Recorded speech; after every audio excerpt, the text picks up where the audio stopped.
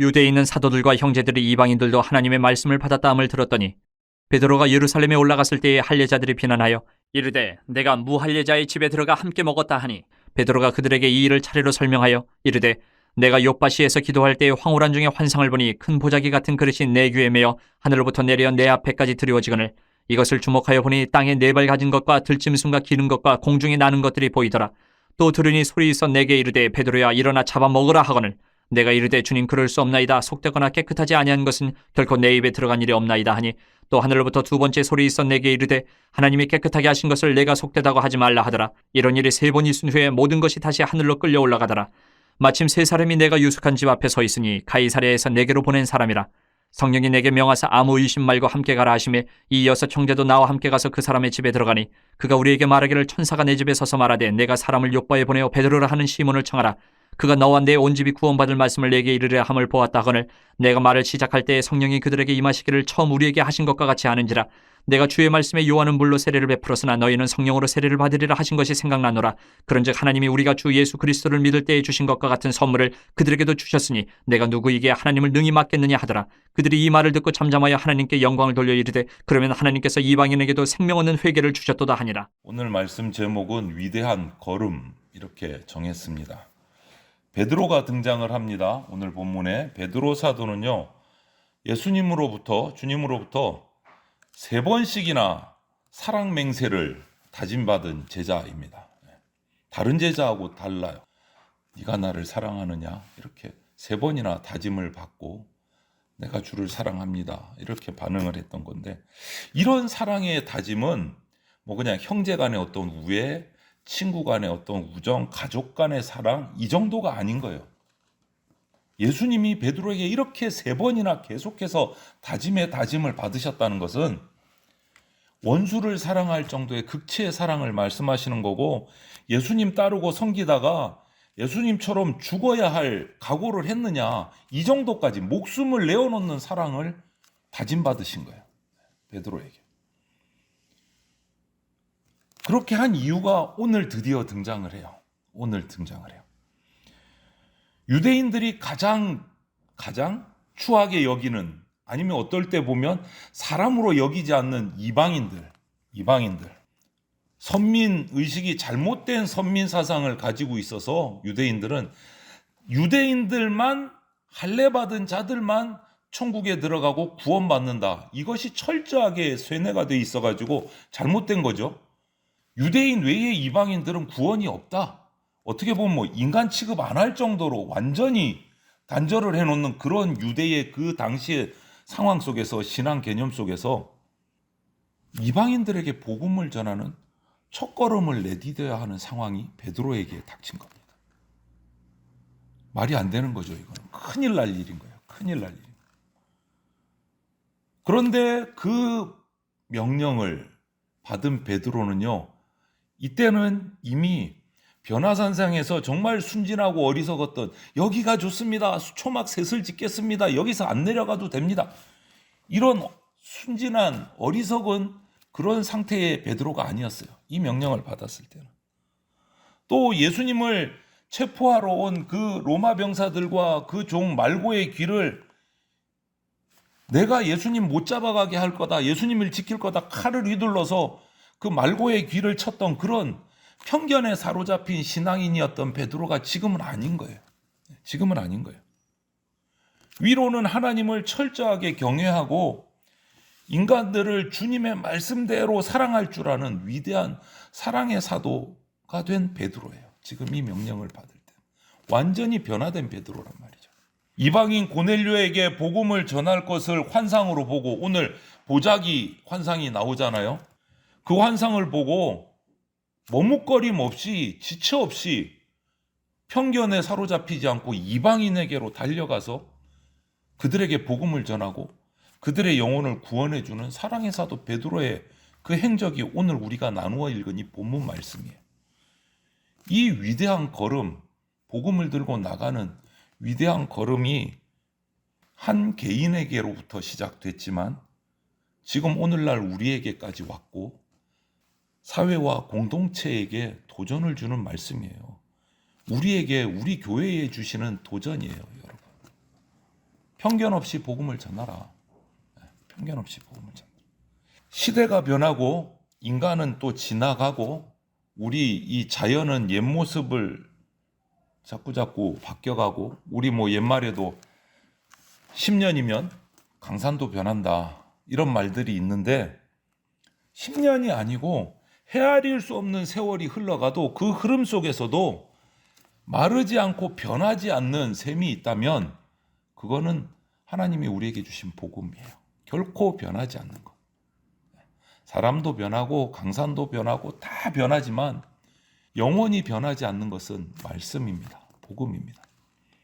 여러분, 우리 교회의 역사, 기독교 역사를 이렇게 살펴보면은 정말 엄청난 박해의 역사예요. 핍박의 역사예요. 기독교는. 예수님의 십자가 이후로 지금까지 기독교 역사는 평안한 적이 없어요. 엄청난 박해의 역사고 그 박해 속에서 죽어간 그리스도인의 수는 뭐 다 기록할 수 없고 이름도 없이 순교의 자리에서 죽어간 그런 수많은 그리스도인들이 있는 역사가 핍박의 역사가 이 기독교 역사예요. 그런데 그 기나긴 역사 속에서 계속 이어져 오는 핍박, 시련, 목숨까지 내어놓는 그 순교의 그 역사 속에서도요. 여러분 그 정도면 벌써 사라졌어야 돼요. 기독교는 없어졌어야 되고 복음은 파묻히고 이거는 아닌가 보다 사라졌어야 돼요. 그런데 이 역사 속에서 그 어떤 무력도 복음을 없애지 못했어요. 수많은 무력들이 이 기독교를 없애고 복음을 지우려고 했지만 지금까지 살아있고 저와 여러분들에게 전해져 있어요. 아무도 없애지를 못했어요. 창칼 앞에 쓰러져 가면서도 사자의 먹이가 되면서도 그것을 보고 있는데 또 2의 순교자가 나타납니다. 또 3의 복음 증거자들이 계속 나타납니다. 이거는 상식적이지 않은 거예요. 인간의 상식으로 볼 때. 벌써 없어져도 완전히 없어져야 되는데 제2의, 제3의 순교자들이 나오고 증거자들이 계속 나온 거예요. 그 결과 어떻게 됩니까? 당황한 로마 제국, 그 당시에 수 없는 그리스도인들을 처단했던 그 로마 제국, 로마 황제가 신이다, 그 외에는 신이 없다, 그리스도인들을 그렇게 핍박하고 죽였던 로마 제국이요, 당황하지 않을 수 없어요. 그 결과 어떻게 됩니까? 주 313년 콘스탄틴 대제가, 로마의 황제가 기독교를 국교로 선포를 하는 역사가 일어납니다. 그리스도인들을 잡아서 죽이고 핍박했던 그 로마의 국교가 기독교가 되는 역사가 일어나요. 상상하지 못했던 일이 일어난 거예요. 복음을 이 인간 역사 속에서 인간의 세상에서 몰아내려고 한다. 수없는 시도들이 있었습니다. 지금도 계속되고 있습니다. 기독교를 몰아내고 핍박하는 세력들은 있습니다. 그런데 그런 것들은요, 우리 인간의 작은 손바닥으로 태양빛을 가리려는 것 같이 인간의 어리석은 행위일 뿐이에요. 가릴 수가 없어요. 역사 속에서 우리가 배울 수 있는 거예요. 도무지 할 수 없는 일이에요. 왜냐하면 이 복음은, 우리에게 전해진 이 복음은 우주 만물을 창조하시고 주인 되시고 지금도 그 우주 만물을 운행하고 계신 하나님께서 인간에게 주신 축복이기 때문에 없앨 수가 없어요. 그렇기 때문에 먼저 복음을 받은 저와 여러분들 그리스도인들은, 부름받은 우리는 복음 전파의 사명이 우리에게 주어졌음을 알고 베드로와 같이 그 위대한 걸음을 내디뎌야 됩니다. 각자 삶의 자리에서, 각자의 직분에서, 각자의 위치에서 복음을 전하는 걸음을 한 걸음씩 한 걸음씩 내디디셔야 돼요. 그것이 우리에게 주신 복음 전파의 사명입니다. 여러분 한번 생각해 보세요. 우리가 왜 예수님을 믿습니까? 왜 그리스도인이 되었습니까? 왜 교회에 나옵니까? 그러면 빠지지 않는 대답이 있어요. 근본적인 소망. 뭡니까? 구원받고 천국 가는 거.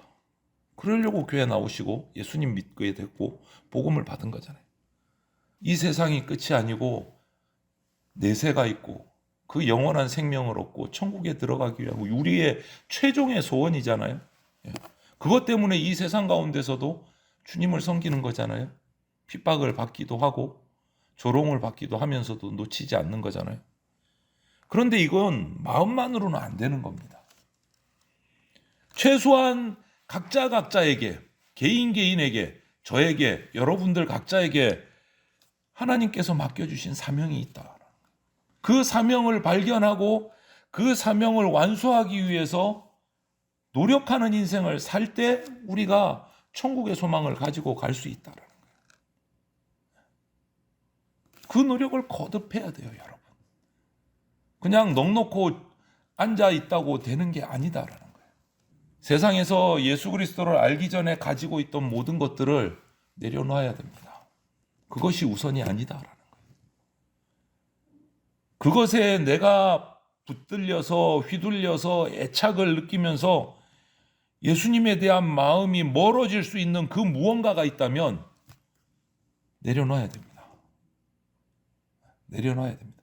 그것이 크든지 적든지 무엇이든지 내려놔야 돼요. 내가 그것 때문에 그 무언가 때문에 예수님과 멀어질 수 있다면 내려놓으셔야 돼요. 내려놓으셔야 돼요. 여러분, 이 세상에서 존귀한 것이 있다면 오직 예수 그리스도 그 한 분밖에 없습니다. 예수 그리스도보다 더 존귀한 것은 없습니다. 사도 베드로가 바친 그의 일생을 한번 보십시오. 의미가 있는 인생이에요. 자기 생명 귀한 줄 몰라서 생명을 내놓고 목숨 걸고 복음 전하고 다녔겠습니까? 오늘 본문에 의해서 이방인들은 개 취급을 하는 유대인들의 그 상황 속에서 유대를 떠나서 가이사랴 그 외국 지방으로 다른 나라에 가서 다른 나라 영혼에게 복음을 전한다? 상상할 수 없고 이거는 비판받고 난리가 날 일이에요. 그런데 그거 몰라서 나가서 복음 전했을까요? 재물의 가치를 모르는 사람? 아니요. 재물의 가치를 아는 사람입니다. 베드로의 일생을 보면 의식주를 위해서 가족을 위해서 밤새 갈릴리 바다에서 배를 타고 밤새 그물을 던졌던 생활력이 강한 사람이에요. 그랬던 그가 왜 이렇게 변했을까? 그물도 내려두고 가족들도 내려두고 자기 생명도 내려두고 왜 이렇게 변했을까? 왜 이렇게 바뀌었을까? 오직 복음을 만나고 그 진리를 깨닫고 나서부터 그 진리의 말씀에 붙잡히고 나니까 이 말씀을 떠날 수가 없는 겁니다. 떠날 수가 없는 겁니다. 왜? 그 무엇보다 존귀한 예수 그리스도를 만났기 때문에. 예수님을 제대로 만나지 못했던 제자 시절을 한번 보세요. 예수님 십자가 잡혀가시는데도 나 예수님 모른다. 사람들이 더 무서웠던 베드로가 있었어요. 그래서 예수님을 저주까지 한 적도 있었어요. 베드로 인생에. 그런데 그가 진리의 말씀을 예수 그리스도를 제대로 만나고 나니까 떠날 수가 없는 거예요. 목숨이라도 내놔야 되겠는 거예요. 여러분, 베드로만 그렇습니까? 예수님 승천하시고 다락방에 모여있던 그 120명의 성도들, 제자들, 그들로 시작해서 그들이 복음 듣고 성령 받고 나서 한결같이 그들의 모습은 바뀌었어요. 그들이 왜 다락방에 있었을까요? 예수님 승천하고 나서 기댈 데가 없는 거예요. 이제는 들키면 로마 병사들에게 잡혀서 사자밥이 되던가 감옥으로 들어가던가 숨어 있는 거예요. 그런데 그 자리에서 성령 받고 말씀 받은 이후에 그들의 삶이 어떻게 됐습니까?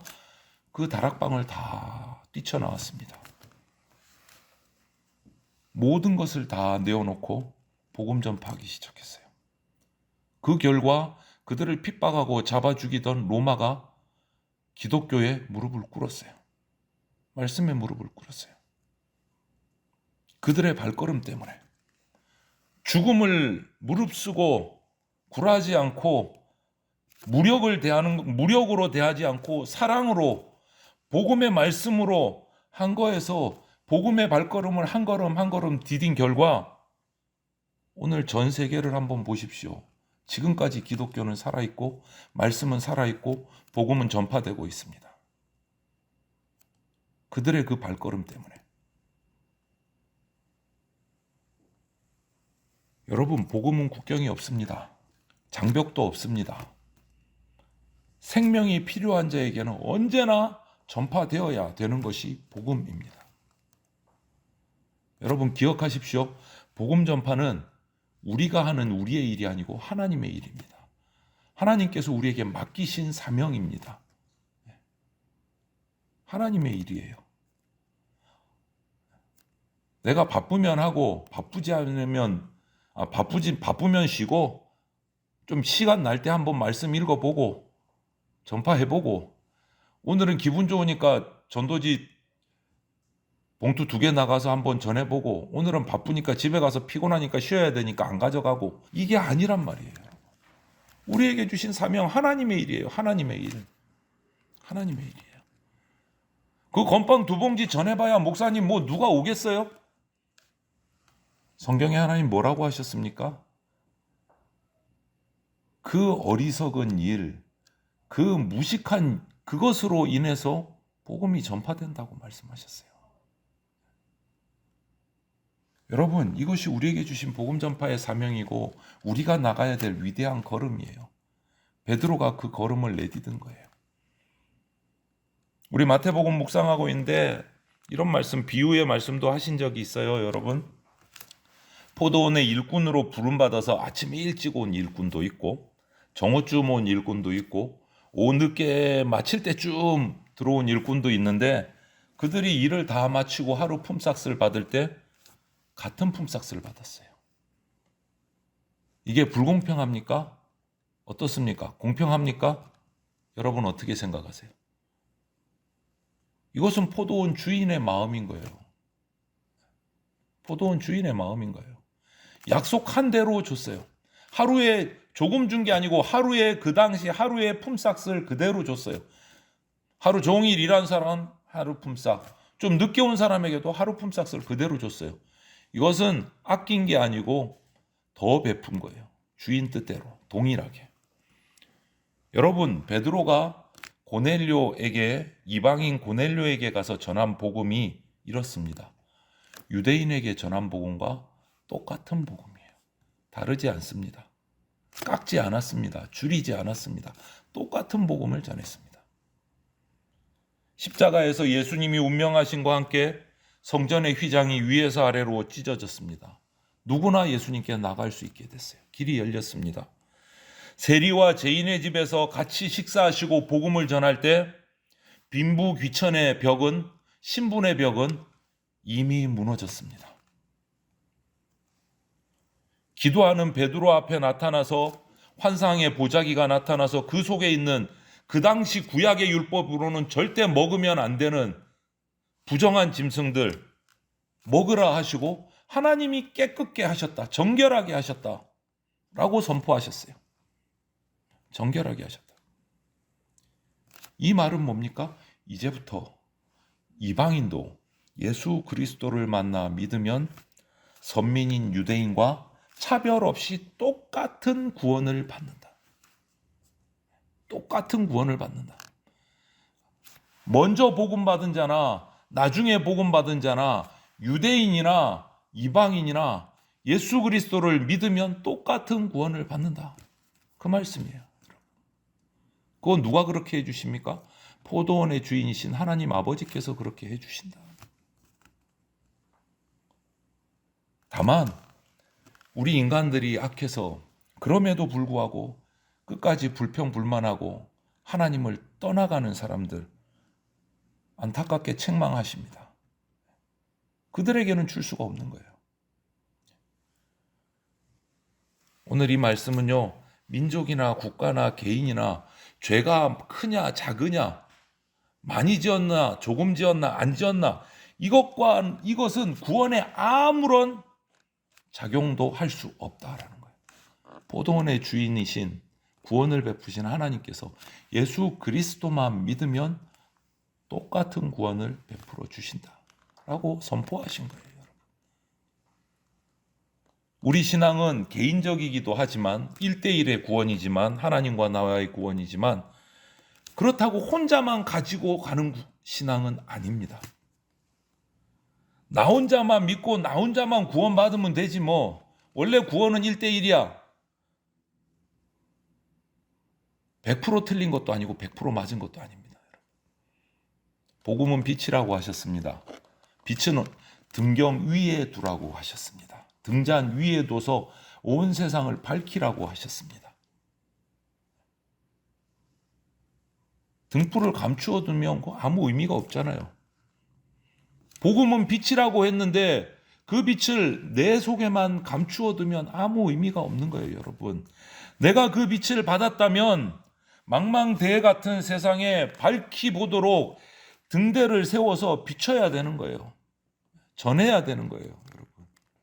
그것이 위대한 복음 전도자의 걸음이 되는 겁니다.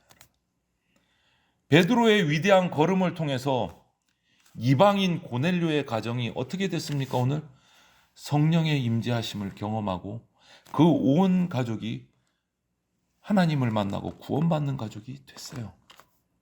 구원받는 가족이 됐어요. 오늘 본문 말씀에 18절 마지막 말씀 다시 한번 읽어드립니다. 엄청난 말씀이에요. 이 말씀은 그들이 이 말을 듣고 잠잠하여 하나님께 영광을 돌려 이르되 그러면 하나님께서 이방인에게도 생명 얻는 회개를 주셨도다. 드디어 깨달은 거예요. 선민 유대인에게만 아니라 예수 그리스도를 만나고 성령 받는 모든 자에게 하나님께서 회개하고 구원 주셨다. 이거를 성경에 선포하고 있는 말씀이에요. 이 근거의 말씀이 있기 때문에 저와 여러분들이 이스라엘 사람 아니지만 구원받는 근거가 된 거예요. 영적 이스라엘인이 된 거예요. 영적 그리스도인이 된 거예요. 이제 저와 여러분들이 내딛는 위대한 복음 전파를 위한 한 걸음이 천하보다 귀한 영혼을 구원하는 걸음이 된다라는 것을 잊지 마십시오. 복음 전파의 사명을 주신 그 주님의 명령에 결단하고 순종하는 저와 여러분들이 되셔서 우리들이 내딛는 복음 전파의 걸음 한 걸음이 정말 하나님 보실 때 위대한 걸음, 기뻐하시는 걸음이 되기를 주님의 이름으로 축복합니다. 아멘.